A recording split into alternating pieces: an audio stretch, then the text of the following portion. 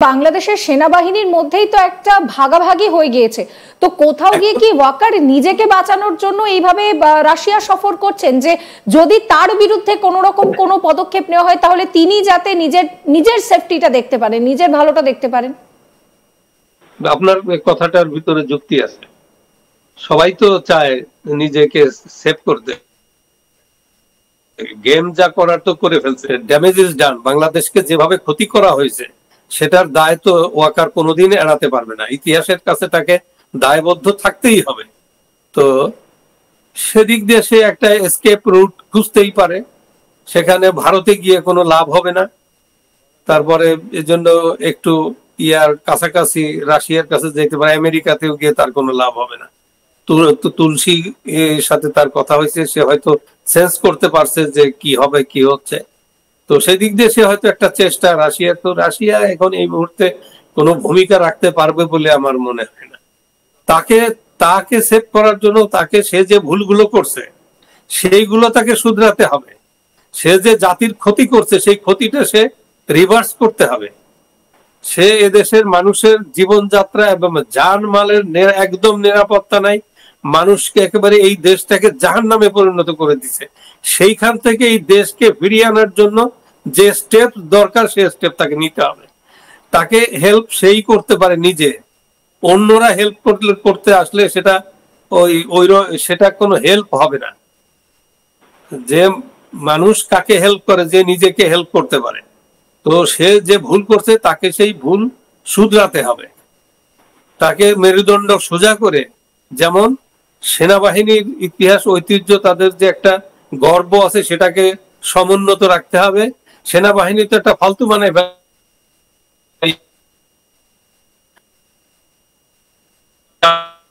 জঙ্গি জেলে আমাদের সেনাবাহিনী এটা একদম সে প্রতিবাদ করে নাই। সেনাবাহিনীর কাউকে দেখলাম না প্রতিবাদ করে। সেই এক্সপোজ পারসন তাকেই করা উচিত, কিন্তু সে ওইভাবে করে নাই। তো বরং যারা গালিগুলি দিছে তাদেরকে আবার ডাকে ইফতারি খাওয়াইয়া বুঝাইয়া শান্তির ললিত বাণী শোনাই দিছে। তো যাই হোক, যে আমরা সাধারণ আমাদের জ্ঞানে আমরা যা বুঝি, ওয়াকার তার যে ক্ষতি বাংলাদেশের জন্য করছে সেই ক্ষতির জন্য, ক্ষতি পূরণের জন্য তার যে স্টেপস হওয়া দরকার সেগুলো আর আমরা এখনো কিছু দেখিনি। তাকে এগিয়ে আসতে হবে, তাকে হেল্প করতে হবে, তার নিজেকে হেল্প করতে হবে, তাকে নিজেকেই। স্যার, এক্ষেত্রে দাঁড়িয়ে ওয়াকার তিনি যেখানে গিয়েছেন সেই দেশটা হচ্ছে রাশিয়া। আমরা যদি একটু আন্তর্জাতিক সম্পর্কের নিরিখে দেখি তাহলে ভারতের সঙ্গে রাশিয়ার কিন্তু যে সম্পর্ক সেটা বেশ ভালো। এমনকি পুতিন তিনি কিন্তু নরেন্দ্র মোদীকে যে গ্রেট প্যারেড ডে সেইখানেও তিনি আমন্ত্রণ পত্র পাঠিয়েছেন আসার জন্য। সেক্ষেত্রে দাঁড়িয়ে মোহাম্মদ ইউনুস তিনি ভারত বিরোধী কথা বলছেন, তিনি ভারতের বিরুদ্ধে যাচ্ছেন, অথচ ওয়াকারুজ্জামান যেখানে গেলেন সেই জায়গাটা একেবারে ভারতের ভীষণভাবে মিত্র। মানে আমরা যদি এই পুতিনের সঙ্গে যদি জেলেনস্কির দ্বন্দ্বও দেখি সেখানেও ভারত কিন্তু কোথাও গিয়ে রাশিয়ার পাশেই রয়েছে। আমেরিকার নিষেধাজ্ঞা সত্ত্বেও ভারত রাশিয়ার পাশে রয়েছে। হ্যাঁ,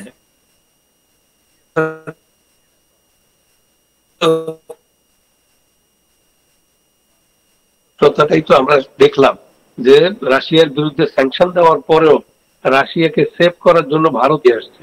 ভারত কিন্তু পরিষ্কার বলছে, ভারতকে বলা হয়েছিল যে সে কেন রাশিয়াকে হেল্প করছে, কিন্তু তখন জয়শঙ্কর পররাষ্ট্রমন্ত্রী, হ্যাঁ, তখন তিনি বলছিলেন যে আমাদের ইকোনমি জন্য আমরা জানি কি করতে হবে, আমরা কারোর সাজেশন নেওয়ার দরকার মনে করি না।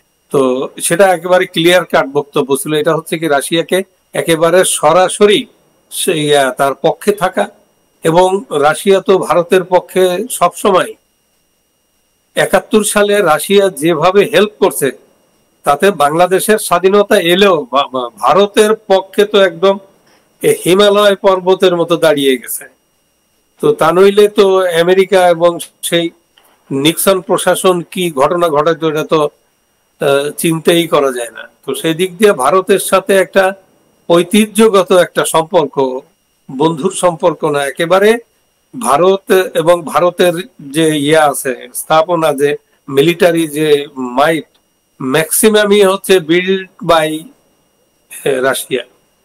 তো সেই দিক দিয়ে রাশিয়ার সাথে সম্পর্ক আজকের না নতুন একটা দীর্ঘদিনের, এবং এই সম্পর্ক কাল উত্তীর্ণ। এটা ইয়াতে পরীক্ষিত সম্পর্ক। তো সেখানে গিয়ে সে কি করতে চাইছে, হয়তো ভারতকে যে কথা বলতে পারে না সাহস করে, সেই কথাটাই রাশিয়াকে বুঝাইতে গেছে, এটাও হতে পারে। এটা ঠিক সঠিক আমরা এই অনুমান করা ছাড়া। এই যে ওয়াকারের রাশিয়া সফর, সেই সফর কি কোথাও গিয়ে মোহাম্মদ ইউনূসকে ভবিষ্যতে চাপে ফেললেও ফেলতে পারে? এখন বোঝা মুশকিল যে ইউনূসকে চাপে ফেলার জন্য ওয়াকারের তো কোনো এত পৃথিবী ঘোরার দরকার নেই। ট্রাম্প এবং মোদিকে যে দায়িত্ব দেওয়া হয়েছে, ট্রাম্প দিয়ে দিছে, সারা পৃথিবী এখন বাংলাদেশে ইউনূস গভর্নমেন্টের বিরুদ্ধে। ইউনূস সরকার যে একটা জঙ্গি জিহাদি, বাইডেন সরকারও ওরা ভুল বুঝতে পেরেছে, এবং তাদের জ্যাক সুলিভান তো এসেছিল জয় ইয়ার সাথে,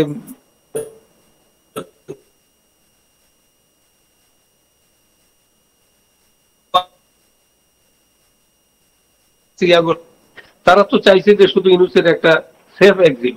তো তারা বুঝতে পারছে যে তারা ভুল করছে। তো সেই দিক দিয়ে সারা পৃথিবীতে তার যা বন্ধু বান্ধব যা আছে সবার কাছে কিন্তু সে হেয় হয়ে গেছে, সে জঙ্গি জিহাদিদের হাতের কিরণক হয়ে পড়ছে। এই ছাড়া এখন তার তো কোনো, সারা পৃথিবীতে সে একটা নোবেল লরেট হিসেবে আপনি কিছুদিন পরেই বুঝতে পারবেন যে এখনই বোঝা যাচ্ছে যে বাংলাদেশ, সে যেখানে এই সরকারের প্রধান, তারপরেও কোথায় মানে নিউ ইয়র্ক টাইমস থেকে শুরু করে সব জায়গায় লেখা হচ্ছে, ইউরোপীয় ইউনিয়ন তো এখন আর চুপ নাই, ব্রিটিশ পার্লামেন্টে কথা বলা হচ্ছে। তো আর ডোনাল্ড ট্রাম্প তো আছেই, সে তো ইয়াদের উপরে, হিন্দুদের উপরে যে অত্যাচার হয়েছে, সে তো ইলেকশনের আগেই রিয়াকশন, তারপরে ইলেকশনে জেতার পরে সে তো এক পায়ে দাঁড়িয়ে আছে, সে তো দেখছে যে বিষয়টা জানে। এখন বাংলাদেশের বিষয়টা কিন্তু সারা পৃথিবীতে পরিষ্কার। তো সেদিক দিয়ে এখন ইউনূস কি করবে, ইউনূসের ফেট আমার মনে হয় it has already been decided. আর একটা হচ্ছে ওয়াকার কি করবে, এটা ওয়াকারের উপরই নির্ভর করবে, যে সেও যদি সেফ এক্সিট, সেও যদি সতে চায়, তাহলে তাকে স্টেপস নিতে তো বাধা নেই। আমি তো কোনো বাধা দেখি না, সে স্টেপ নিলেই হয়। তার ভিতরে, আর্মির ভিতরে যে একটা সমস্যা ছিল, আমার মনে হয় সে সমস্যা খানিকটা মিনিমাইজ, যেটা আমার মনে হয় নেই। সেক্ষেত্রে দাঁড়িয়ে স্যার, এই মুহূর্তে একদিকে ওয়াকারুজ্জামানের এই রাশিয়া সফর, অন্যদিকে এই যে একটা অদ্ভুত নাম বদলের যে হিড়িকে এই মুহূর্তে বাংলাদেশের সকলে মেতে উঠেছেন, যারা এই মুহূর্তে বাংলাদেশকে নেতৃত্ব দেওয়ার